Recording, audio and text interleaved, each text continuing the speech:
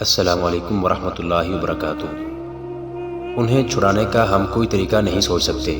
ایک صلیبی حاکم نے کہا، یہ قربانیاں تو دینی پڑتی ہیں، ہمارے پاس لڑکیوں کی کمی نہیں، ہمارا یہ طریقہ کامیاب ہے، اسے جاری رکھنے کے لیے اور لڑکیاں تیار کرو۔ سب آگے ہیں، اب وہ راز بتاؤ جو تم اپنے ساتھ لائے ہو۔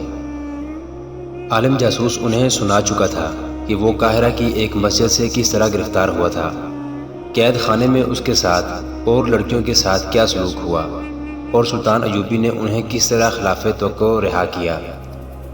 اس نے یہ بھی سنایا کہ یہ راز سلطان ایوبی نے اسے کس طرح دیا ہے۔ اس نے تاریخ بتا کر کہا، صلاح الدین ایوبی اس روز اپنی فوج کو کوچ کرائے گا، وہ کرک پر حملہ کرے گا۔ نائب سالار کہہ رہے تھے کہ شوبک کو پہلے لینا چاہیے کیونکہ یہ زیادہ مضبوط قلعہ ہے، لیکن صلاح الدین شوبک پر اپنی طاقت ضائع نہیں کرنا چاہتا، وہ کرک کو کمزور سمجھ کر پہلے اسے لینا چاہتا ہے۔ وہاں وہ اپنی فوج اور رسد وغیرہ کا اڈا بنائے گا، رسد جمع کر کے وہ کمک بلائے گا اور فوج کو کافی آرام دے کر شوبک پر حملہ کرے گا۔ اس نے یہ خاص طور پر کہا تھا کہ وہ ہمیں بے خبری میں لینا چاہتا ہے۔ اس کی وجہ اس نے یہ بتائی ہے کہ اس کی فوج کم ہے اور ہماری فوج زیادہ بھی ہے، اور ہمارے پاس گھوڑے بھی بہتر ہیں، اور ہمارے پاس خود اور زرہ بختر ہیں۔ اس نے صاف الفاظ میں کہا ہے کہ اگر صلیبی فوج نے اسے راستے میں روک لیا تو اسے شکست کے سوا کچھ حاصل نہ ہوگا، وہ کھلے میدان میں لڑنے سے ڈرتا ہے۔ عالم جاسوس نے وہ تمام باتیں بتائیں جو اس نے سلطان ایوبی کی زبان سے سنی تھی۔ اتنے قیمتی اور اہم راز کی تفصیل سن کر لڑکیوں کو سب بھول گئے اور اس مسئلے پر تبادلہ خیالات کرنے لگے۔ وہ اس نتیجے پر پہنچے کہ سلطان ایوبی غیر معمولی طور پر دانش مند جنگجو ہے۔ اس نے کرک پر حملے کا جو پلان بنایا ہے، اس میں اس کی جنگی فہم و فراست کا پتہ چلتا ہے۔ راستے میں نہ لڑنے کا فیصلہ بھی اس کی دانائی کی دلیل ہے۔ وہ راستے میں طاقت ضائع نہیں کرنا چاہتا۔ یہ خدائے یسوع مسیح کا خاص کرم ہے کہ اس کے پلان کا علم ہو گیا ہے، ورنہ وہ کرک کو لے کر شوبک جیسے مضبوط دفاع کے لیے خطرہ بن سکتا تھا۔ انہوں نے اسی وقت سلطان ایوبی کے پلان کے مطابق اپنی فوجوں کی نقل و حرکت اور دفاع کا پلان بنانا شروع کر دیا۔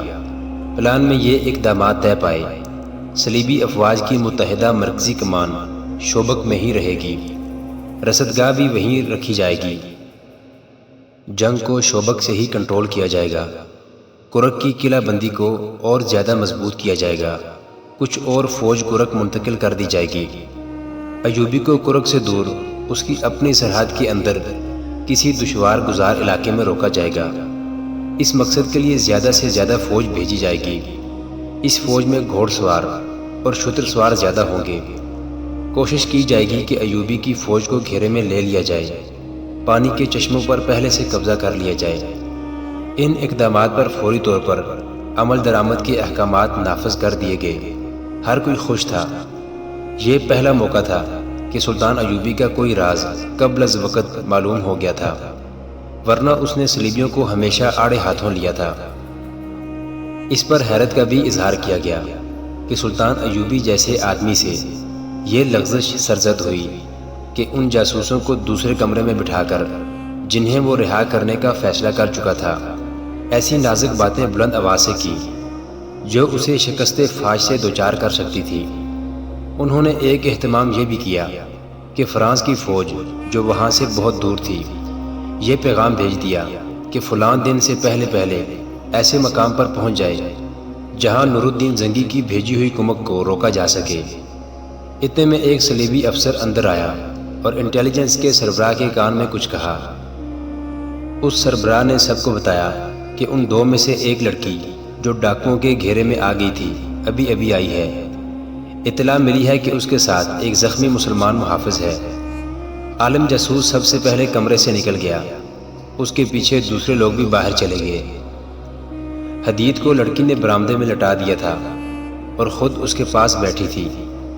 گھوڑے کی اتنی لمبی سواری اور تیز رفتاری نے حدید کے زخم کھول دیے تھے۔ اس کا خون جو صبح بند ہو گیا تھا پھر بہنے لگا تھا۔ اور اس پر غشی تاری ہوئی جا رہی تھی۔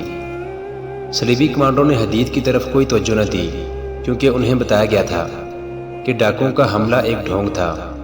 انہوں نے لڑکی کو ہاتھوں ہاتھ لیا اور اسے اندر چلنے کو کہا۔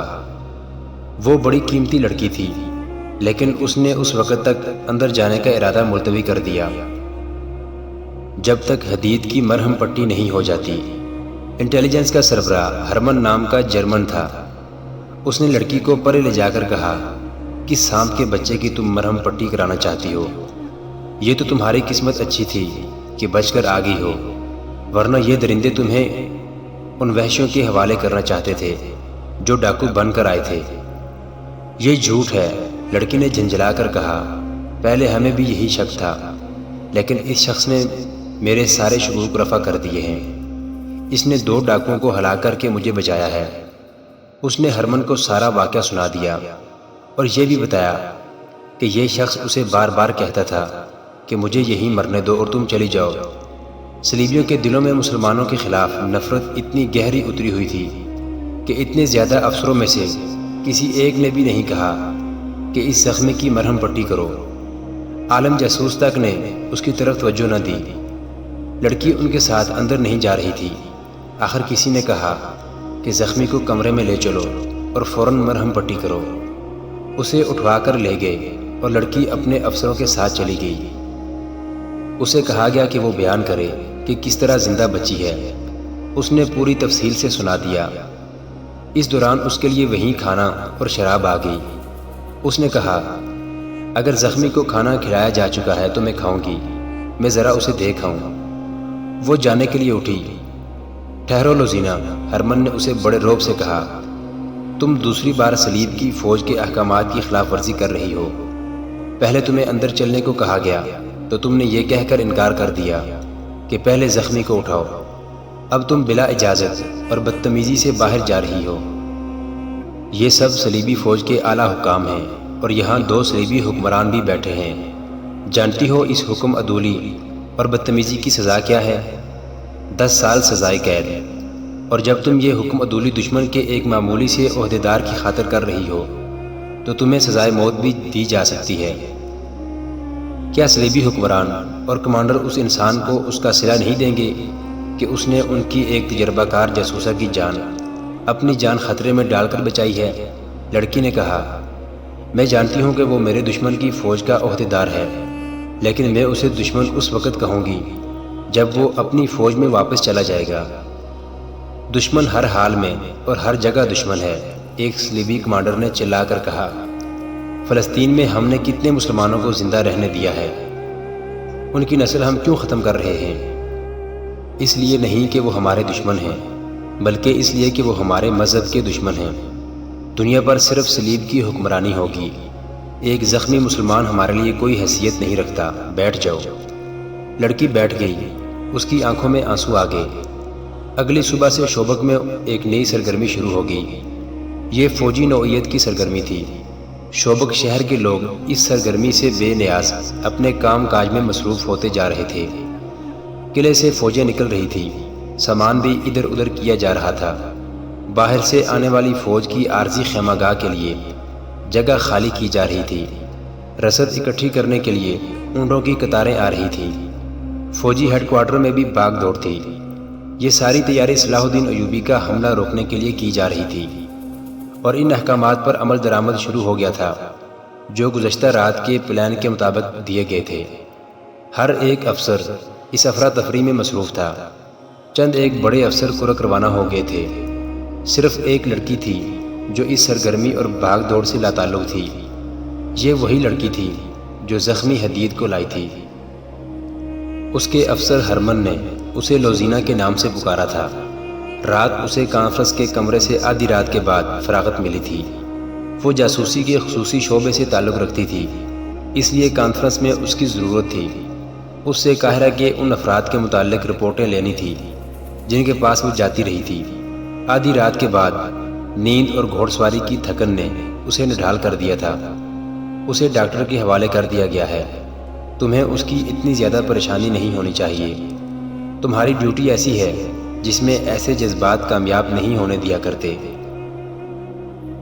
اس کے اپنے شعبے کے بڑے افسر ہرمن نے اسے کہا تھا، اگر آج رات میں نہ ہوتا تو کونارڈ اور گے آف لوزینان جیسے بادشاہ جو کسی کو بخشا نہیں کرتے تمہیں قید میں ڈال دیتے۔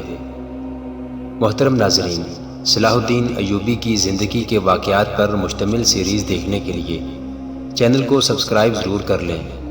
گزشتہ اقساط دیکھنے کے لیے چینل پر پلے لسٹ کا وزٹ کریں۔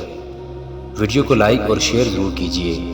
کمنٹ باکس میں اللہ اکبر ضرور ٹائپ کریں۔ اللہ آپ کا حامی و ناصر ہو۔